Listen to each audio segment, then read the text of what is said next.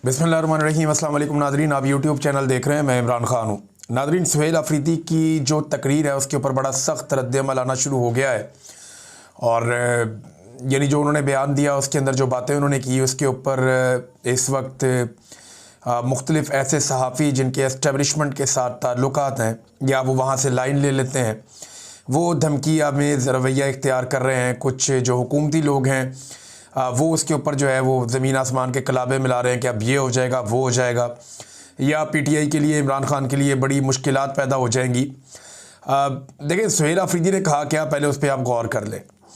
सुहेल अफरीदी वज़ीर आला के लिए जब इमरान खान साहब ने उनको नामज़द किया तो उनकी ज़ात के ऊपर बार बार कीचड़ उछाला गया। उन्हें कहा गया कि वो दहशतगर्दों का साथी है, फिर कहा गया कि ये स्मगलर है, फिर कहा गया कि अनपढ़ जाहिल है, फिर तालीम याफ्ता नहीं है, इसकी अहलियत नहीं है, फिर ये एंटी पाकिस्तान है। तो इस किस्म की बहुत सारी चीज़ों के तमगे सुहेल अफरीदी को लगाए गए उस वक्त। अब वो वज़ीर आला बन गया अवामी ताकत से, उसके बाद उसने उसका रद्द-ए-अमल दिया और रद्द-ए-अमल देने से पहले उसने एक रिक्वेस्ट की जहाँ पे फायर फाइटिंग हो सकती थी कि ठीक है, मैं वज़ीर आला बन गया, आपने बदतमीज़ी भी कर ली, मैं वज़ीर आला भी बन गया, तो अब मुझे इमरान खान से मिलवाएं ताकि मैं जाऊं और जाकर अपनी पार्टी के मामलात और अपने सूबे के मामलात को चलाऊं इमरान खान के विजन के मुताबिक। लेकिन फिर उसकी मुलाकात भी नहीं करवाई गई। वज़ीर आज़म से उसकी बात हुई, वज़ीर आज़म ने उसके साथ इधर उधर की बात की, तो उसने कहा नहीं, मुझे इमरान खान से मिलवाएं। वज़ीर आज़म ने कहा मैं पूछ कर बताता हूँ। ये एक नया लतीफ़ा उसके साथ कर दिया गया। अब जब उसकी मुलाकात भी नहीं करवाई जा रही, जब वो अदालती ऑर्डर्स लेकर कानून के मुताबिक जेल में अपने लीडर से मिलने गया तो एक एसएचओ ने उसे रोक दिया, तो फिर रद्द-ए-अमल तो आएगा ना। फिर जलसे में खड़े होकर उसने कहा क्या? उसने तो किसी को गाली नहीं दी, उसने किसी को धमकी भी नहीं दी। उसने सादी सादी बात की कि जनाब, मैं इमरान खान को जेल में मिलने गया था और मुझे इन्होंने मिलने नहीं दिया, जो गैर कानूनी है और अदालतों की तौहीन है। दूसरा, उसने DG-ISPR ने जो पेशावर में आकर धमकी दी उसका उसने तस्करा किया और उसने कहा कि मेरे खिलाफ वफाकी वज़रा ने और DG-ISPR ने घटिया ज़ुबान इस्तेमाल की है। अब बजाय इसके कि पाकिस्तान का मीडिया या पाकिस्तान के दानिश्वर इस बात के ऊपर तनकीद करें कि एक शख्स अदालत का ऑर्डर लेकर जाता है मिलने के लिए अपने लीडर को, और वो एक सूबे का वज़ीर आला है, और एक SHO पाँव की ठोकर से या जूते की नोक पे रखता है अदालत के अहकामात को और उस वज़ीर आला को मिलने नहीं देता, तो मीडिया को तो इस पे शोर मचाना चाहिए। बात तो ये करनी चाहिए कि अदालत का ऑर्डर मौजूद है, आप अदालत के ऑर्डर के ऊपर अमल दरामद क्यों नहीं कर रहे? भाई, एक बंदा अदालत का ऑर्डर लेकर गया है, वो वज़ीर आला है एक सूबे का, उसने बहुत काम करना है। पहले आपने उसके बारे में घटिया ज़ुबान इस्तेमाल की, उसके बाद वो वज़ीर आला बन गया, वो फिर भी जा रहा है अपने लीडर को मिलने के लिए और अदालत का ऑर्डर लेकर जा रहा है, आप उसको मिलवा नहीं रहे। इसके ऊपर तो कोई नहीं बोला, किसी ने इसके ऊपर एक लफ्ज़ नहीं बोला, किसी को इसके ऊपर गुस्सा नहीं आया कि भाई एक वज़ीर आला की आप तौहीन कर रहे हैं इतने बड़े ओहदे की, दूसरा आप अदालत की तौहीन कर रहे हैं और लगातार कर रहे हैं, मुलाकातें आप नहीं होने दे रहे अदालती अहकामात के बावजूद। इस पर कोई नहीं बोला। लेकिन जब उस बंदे ने शिकवा किया कि मेरे साथ ये ज़्यादती हो रही है, तो इन्होंने खप डाल दी। होता क्या है, पाकिस्तान की मिलिट्री एस्टेब्लिशमेंट का ना ये तरीक़ाकार है, ये बंदे लॉन्च कर देती है कोई भी एक्शन लेने से पहले कि अभी प्रोपेगेंडा करो, माहौल बनाओ, माहौल को गर्म करो ताकि हम गर्म लोहे के ऊपर चोट लगाएं। ये एस्टेब्लिशमेंट का बहुत पुराना तरीका है। ये लोगों को मारते हैं मारते हैं मारते हैं और जब लोग शिकवा करते हैं तो ये कहते हैं ये बदतमीज़ी है। यानी आप जितना मर्जी पाकिस्तानियों को मारें, पाकिस्तानी अगर आगे से शिकवा करेंगे आप हमें क्यों मारते हैं, तो इसको एस्टेब्लिशमेंट जो है वो बदतमीज़ी करार दे देती है। अब वज़ीर आला ने तो गैर कानूनी काम करने के ऊपर तनकीद की है कि आप ये कर नहीं सकते। DG-ISPR एक सियासी प्रेस कॉन्फ्रेंस करके गए जो उनका मैंडेट नहीं है, वो अपने हलफ की खिलाफ वर्जी कर रहे हैं, वो सियासी प्रेस कॉन्फ्रेंस नहीं कर सकते कि, लेकिन उन्होंने उसमें सियासी बातें की है, वो अपनी डोमेन से बाहर निकले हैं, जो उन्हें नहीं करना चाहिए था, ये उनसे बड़ी गलती हुई है। अब उसका रद्द-ए-अमल तो आएगा, तो उसका जब रद्द-ए-अमल आया और वो भी सिर्फ शिकवे की सूरत में आया, कोई गालम गलोच नहीं हुई, लेकिन गालम गलोच ब्रिगेड जो है वो लॉन्च की गई CM अफरीदी के खिलाफ। तो इससे होगा क्या, अब धमकियां लगाई जा रही है कि जी इमरान खान साहब को अब ये वाला नुकसान हो जाएगा इससे, या वो वाला नुकसान हो जाएगा इससे, तो PTI के लिए अच्छा नहीं होगा। तो पहले PTI के लिए या इमरान खान के लिए कोई बहुत अच्छा हो रहा है इस मुल्क में? एक ताज़ा मिसाल आप सुन लीजिए, इमरान खान साहब पे एक मुकदमा हुआ था 2022 में, जब उन्होंने आज़ादी मार्च निकाला था 25 मई 2022 को, आपको याद होगा, जब यास्मीन राशिद साहिबा पे और दीगर खवातीन पे पहली मरतबा लाहौर में बदतरीन तशद्दुद किया गया था। उनकी सारी गाड़ी जो है वो तोड़ दी गई थी। तमाम रुकावटें अबूर करके इमरान खान साहब डी चौक तक पहुंच गए थे। ये वो मैं दिन की बात कर रहा हूँ, 25 और 26 मई 2022। तब इमरान खान साहब के ऊपर एक मुकदमा दर्ज किया गया था तरनौल में। ये जो मुकदमा था ये फरवरी 2024 में, इसमें इमरान खान साहब को बाइज्जत बरी कर दिया गया था अदालत की जानिब से। फरवरी 2024 को इमरान खान साहब बाइज्जत बरी हो गए थे। अब इस मुकदमे में भी पुलिस ने इमरान खान साहब का चालान जमा करवा दिया। जिस केस में कोई शख्स बाइज्जत बरी हो जाता है ना, वो केस उस शख्स की हद तक ख़त्म हो जाता है।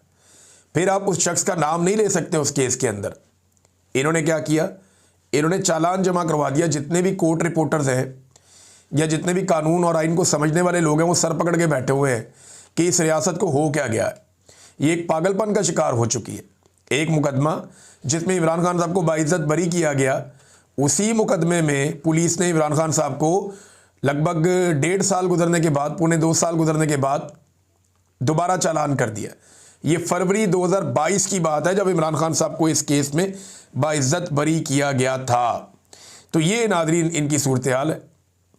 अब इमरान खान साहब ने दोबारा एहतजाज का ऐलान तो करना है, और उस हवाले से कुछ चीज़ें जो हैं वो पाकिस्तान तहरीक इंसाफ में भी ज़ेरे गौर हैं, और इमरान खान साहब ने भी अहकामात जारी करने हैं। देखिए, इस मरतबा जो है ना, वो पंजाब का रोल बहुत इंपॉर्टेंट होगा, क्योंकि पंजाब से जो लोग एहतजाज करने निकलेंगे वहाँ से एक और मोमेंटम बनेगा।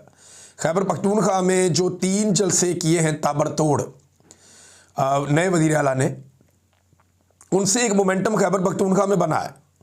और अभी याद रखिएगा कि ये जो इज़ला है जहाँ पे जलसे किए सुहेल आफरीदी ने, ये वो इज़ला है जहाँ पे वो खुद वज़ीर आला मुंतखब हुए। कबायली इलाके हैं, करक का इलाका है, खैबर का इलाका है, ये उस तरफ जा रहे हैं। अभी ये मानसरा वाली साइड पे नहीं आए, अभी ये मालाकंड वाली साइड पे नहीं आए, अभी ये चित्राल या दीर वाली साइड पे नहीं आए, अभी ये सवाबी या मर्दान वाली साइड पे नहीं आए, जो पाकिस्तान तहरीक इंसाफ के बड़े ज़बरदस्त और मजबूत गढ़ हैं, जहाँ पे तहरीक इंसाफ ने नवाज शरीफ को शिकस्त दी है। और अभी तो ये DI खान में नहीं गए। तो इन सारे इलाकों में सुहेल आफरीदी ने जब विजिट करना है, तो उसके बाद फिर आप पाकिस्तान तहरीक इंसाफ का मोमेंटम खैबर पख्तूनख्वा में ज़्यादा बेहतर महसूस करेंगे, जो इमरान खान साहब का विजन है। और इमरान खान साहब ने अब कॉल देनी है, और बहुत मुमकिन है कि वो नवंबर की कोई कॉल दे दें।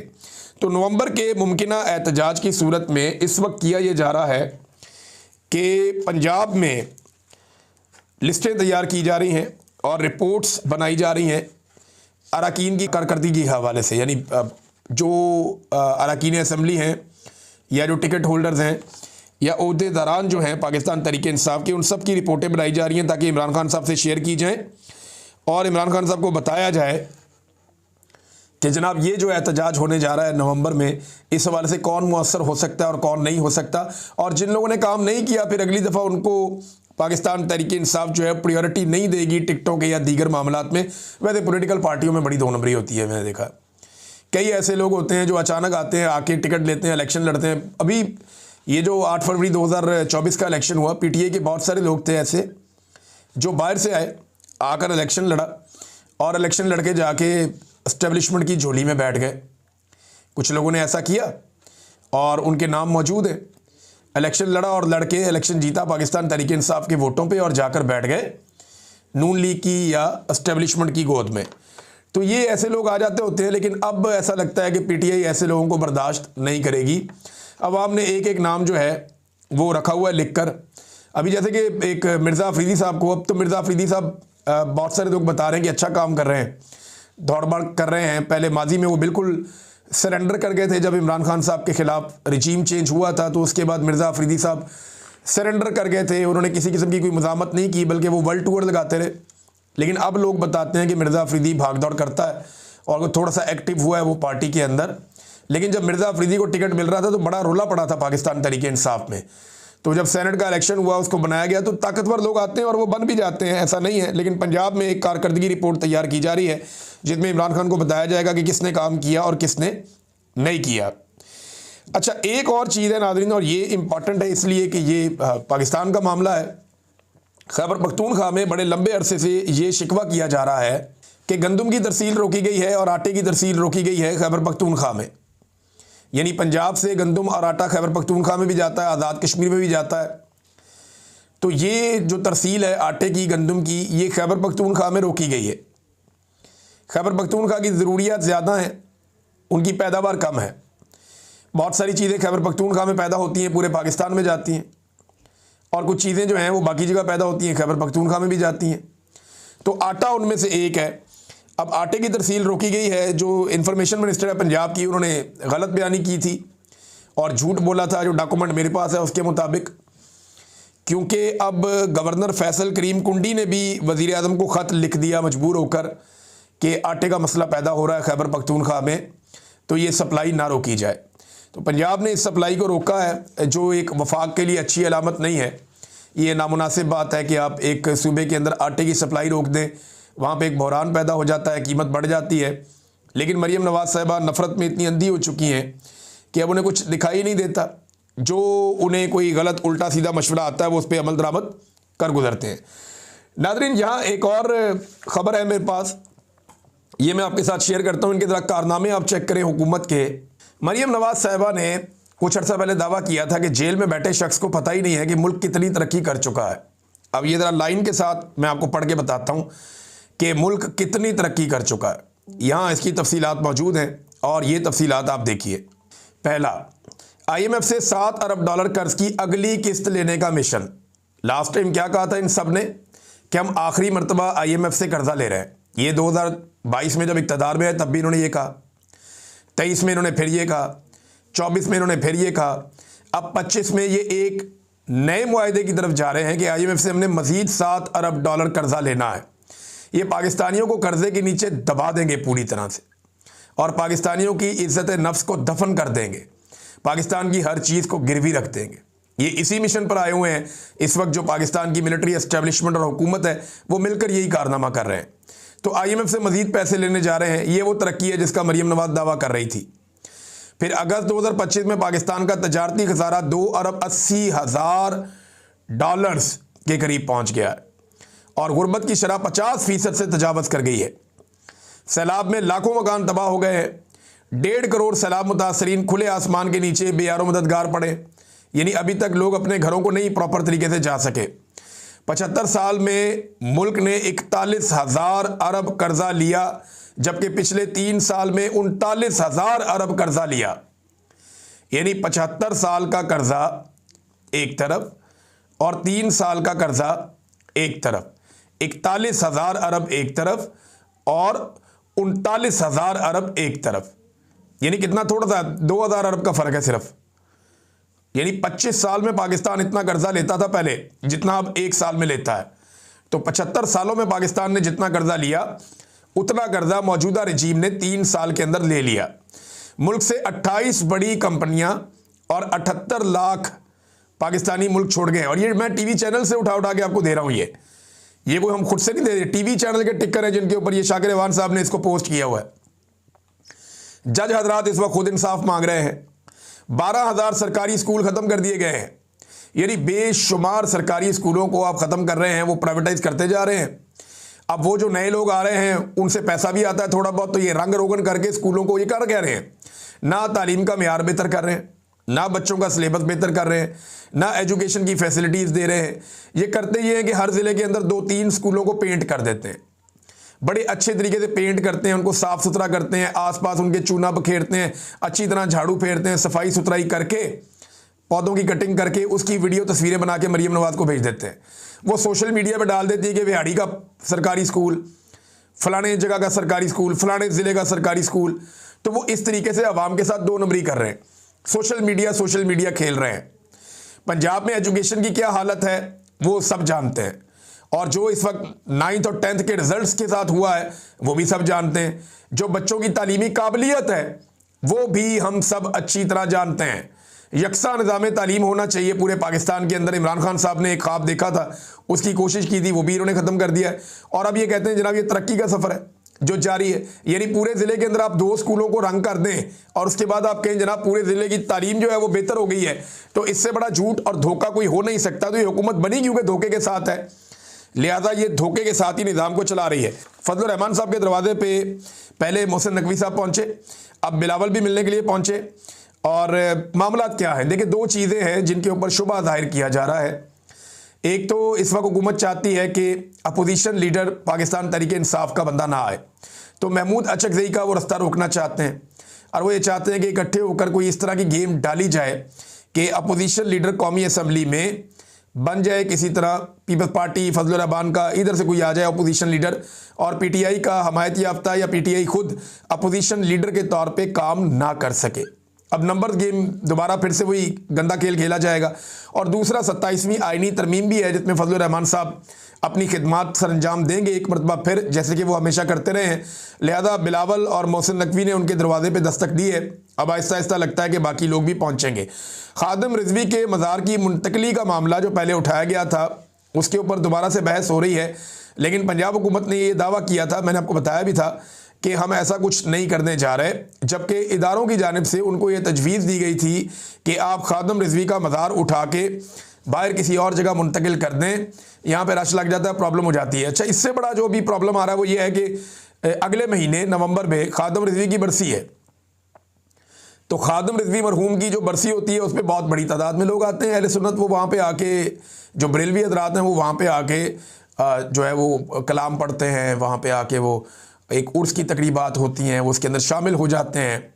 तो अब खादिम रिजवी साहब का उर्स है, अब इस हवाले से वहाँ पे किस तरह लोग आते हैं, कितनी बड़ी तादाद में लोग आते हैं, या हुकूमत उनको नहीं आने देती क्योंकि अभी तक मस्जिद भी सील है और मज़ार भी सील है, और खादिम रिजवी के दोनों बेटों का अब तक की इतला के मुताबिक कुछ पता नहीं चला कि वो कहाँ गए।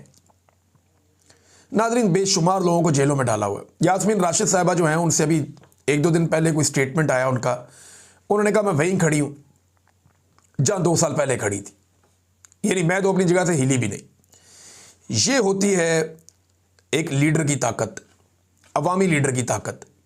क्या इस ताकत का 10वां हिस्सा भी हमारे मिलिट्री एस्टेब्लिशमेंट के लोग अपने पास रख सकते हैं?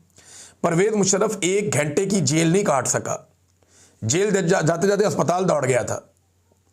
राहील शरीफ, उसने धमकी लगाई थी और ये कैप्टन सफदर ने बताया, इनकी अपनी हुकूमत के लोगों ने बार बार बताया कि राहील शरीफ हमें धमकियां लगाता था। आज तक ये उसके खिलाफ एक केस बना के उसको 1 दिन जेल में नहीं डाल सके। ये खुद कह रहे हैं ना, हम तो नहीं कह रहे। जनरल पाशा के ऊपर उन्होंने बेशुमार इल्ज़ामात लगाए कि सियासत में बदतरीन उसने मुदाखलत की, ना उसको पकड़ा ना उसको जेल में डाला, 1 दिन जेल नहीं काट सका। जनरल बाजवा 1 दिन की जेल नहीं काट सकता जिस तरह की इमरान खान काट रहा है, इनका हौसला ही नहीं होता। फैज़ हमीद को पकड़ा हुआ है, वो मौजों की ज़िंदगी गुजार रहा है। फैज़ हमीद किसी जेल में तो नहीं है, किसी सेल के अंदर तो बंद नहीं किया हुआ। हमें पकड़ते हैं तो सेल के अंदर डालते हैं, हमें पकड़ते हैं जबरी तौर पे लापता करते हैं तो ज़मीन पे सुलाते हैं, खौफनाक जगह पे रखते हैं। लेकिन फैज़ हमीद को इन्होंने, जो मेरी इन्फॉर्मेशन है उसके मुताबिक, बड़ा कंफर्टेबल रखा हुआ है। फैमिली से भी मिलता है, बातें भी करता है, मुलाकातें भी करता है, बड़ा कंफर्टेबल है। रोज़ाना नए कपड़े पहनता है, खाना खाता है बेहतरीन अपनी मर्ज़ी का पकवा के, तो उसकी तो मौजें। कैद ये होती है। देखें, मैं ये नहीं कह रहा कि वो कैद के अंदर तो कंफर्टेबल है, लेकिन वो वैसी कैद में नहीं है जैसी कैद में सिविलियंस को डाला जाता है। तो हमारे जो जनरल हजरात हैं ये थोड़ी सी भी तकलीफ़ बर्दाश्त नहीं कर सकते, और सियासतदानों की इतनी औकात भी नहीं है कि इनको तकलीफ़ दें। यानी सियासतदानों ने तो कभी सोचा भी नहीं इस बारे में।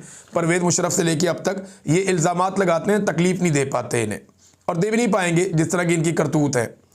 नाज़रीन, अफ़गानिस्तान और पाकिस्तान अभी तक किसी नतीजे पर नहीं पहुँचे जो मुज़ाकरात चल रहे हैं वहाँ पे इस्तांबुल में, और दोनों तरफ से लचक नहीं दिखाई गई कुछ चीज़ों पे। अफ़गानिस्तान ने ज़िम्मेदारी TTP के हवाले से कुछ इतलात आ रही है कि वो नहीं ले पा रहे, जबकि उनका मुतालबा है कि पाकिस्तान कोई हमारे ऊपर फ़िज़ाई हमले ना करे, या उनका मुतालबा है कि पाकिस्तान हमारी फ़िज़ाई हुदूद की या सरहदों की जो एक खिलाफ वर्जी है उससे पाकिस्तान को रेज़ करे। वो कहते हैं पाकिस्तान कुछ एलिमेंट्स के खिलाफ कार्रवाई करे, पाकिस्तान कहता है कि आप TTP के खिलाफ कार्रवाई करें। तो अफ़गानिस्तान की जानिब से कुछ लोग कह रहे हैं कि लचक नहीं दिखाई गई, कुछ लोग कह रहे हैं कि इस वक्त शायद अमेरिका नहीं चाहता कि इसकी फटाफट सुलह हो जाए इन मामलात की, क्योंकि डोनाल्ड ट्रंप को फिर एक और जंग रुकवाने का मौका कैसे मिलेगा। देखना कितना अच्छा लगेगा दुनिया को जब तालिबान और पाकिस्तानी वज़ीर आज़म या फील्ड मार्शल एक साथ खड़े हों, डोनाल्ड ट्रंप खड़ा हो बीच में, एक तरफ तालिबान खड़े हों और एक तरफ फील्ड मार्शल और शहबाज शरीफ खड़े हों, बीच में डोनाल्ड ट्रंप खड़ा हो और डोनाल्ड ट्रंप जो है वो ये कह रहा हो, यानी एक तरफ पाकिस्तानी कुछ लोग और एक तरफ अफगानी कुछ लोग खड़े हों और डोनाल्ड ट्रंप बीच में खड़ा होकर कह रहा हो कि मैंने इनकी भी सुलह करा दी और वो लोग भी वहाँ पे कहें कि अमन का नोबेल इनाम का अगर कोई हकदार है तो डोनाल्ड ट्रंप है। तो ये बड़ी मज़ेदार एक एक्टिविटी बन जाएगी दुनिया के लिए। हर जगह से इसी तरह हो रहा है। अभी मलेशिया गया, वहाँ पे जाके भी कंबोडिया और वो दीगर एक और मुल्क है, उनकी आपस में कोई चल रही थी झड़प, तो वो ख़त्म करवा के तो उसने कहा जी मैंने ये जंग भी ख़त्म करवा दी। तो इस तरह तो गली मोहल्ले की लड़ाइयाँ रुकवा के भी डोनाल्ड ट्रंप कहेगा जी मैंने फलानी भी जंग रोक दी, फलानी भी जंग रोक दी, फलानी भी जंग रोक दी। तो मेरे ख्याल में जो अमन का नोबेल पीस प्राइज़ है वो कमेटी को चाहिए कि डोनाल्ड ट्रंप को अमन का नोबेल इनाम इसलिए दे दें ताकि दुनिया मज़ीद जंगों से बच जाए, क्योंकि उनको अमन का नोबेल इनाम देने के लिए बहुत सारी जंगें शुरू इसलिए होंगी कि उन्होंने ख़त्म करवानी है। मुझे तो ऐसा लगता है। अब तक के लिए इतनी, अपना ख्याल रखिएगा, अपने चैनल का भी। अल्लाह हाफ़िज़।